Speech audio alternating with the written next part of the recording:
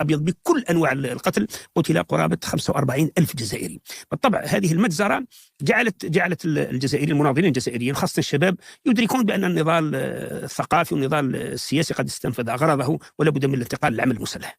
فلذلك فجرت ثورة في أول نوفمبر. فقلت لك في السنة الأولى لم يكن هناك تجاوب كبير جدا، فاختار الجزائريون أن يدشنوا عملية عسكرية واسعة، أن يطلقوا عملية عسكرية واسعة في قرابة تقريبا 100 موقع في لحظة واحدة في كل الأماكن، وأن يضربوا الاحتلال في كل المواقع، يعني في الثكنات، في مخافر الشرطة، حيث وجدوا عسكري مسلح، وكان أشبه بحدث الطوفان بالضبط، يعني بالضبط أشبه ما حدث في الطوفان. ولذلك أنا كتبت مقال في ذلك الوقت بأن ما نعيشه في الطوفان الأقصى هو ما حدث فيما يسمى بهجومات الشمال القسنطيني في 20 أوت 1955.